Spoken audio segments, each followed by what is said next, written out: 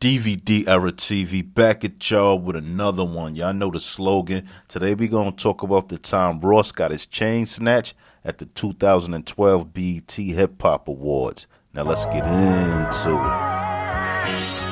Mixtapes and DVDs is my era. Facts. We did it better. Yep. Pelly leathers, Facts. ACG boots.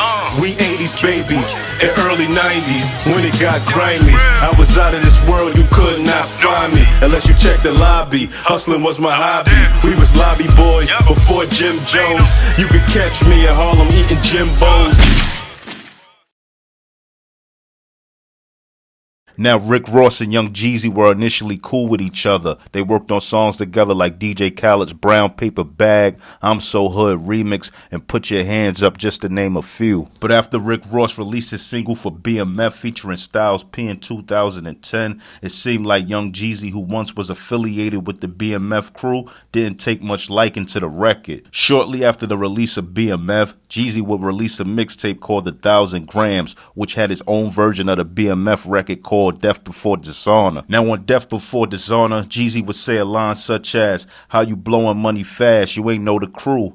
Oh, you part of the fam, I never knew," which seemed to be a shot at Rick Ross. Now after Jeezy's release to Death Before Dishonor, Jeezy would do an interview with MTV and deny that that version of BMF was aimed at Rick Ross. Now Rick Ross would go on and say if Jeezy had a problem with him, he could call him because he had his number. Jeezy, you know, he got my number, he know where I'm at. And he also says the record BMF was co-signed by Big Meech. Now as it seemed like Ross and Jeezy was taking indirect shots at one another, it would be a video release of Jeezy walking through Miami with his entourage. And when Rick Ross' name is mentioned, Jeezy say, "Where your favorite rapper at? I don't see that nigga." After Rick Ross dropped the Summer Is Mine's track, which seemed to be taking shots at Young Jeezy. How you feel about the Rick Ross thing, man? Where your favorite rapper at? I don't see that nigga. Rick Ross would then respond to this video with Jeezy taking shots at him in an interview with Tim Westwood and said Jeezy played himself. Now the back and forth with Jeezy and Ross would continue until Jeezy and Ross ran into each other at the 2012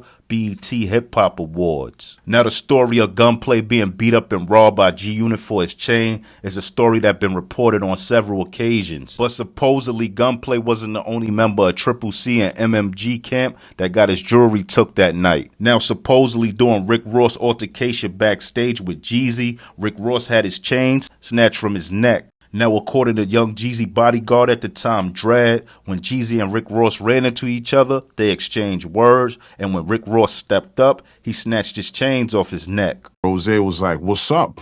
Rick Ross took a deep breath and he stepped up. And when he stepped up, I snatched his chains off his neck.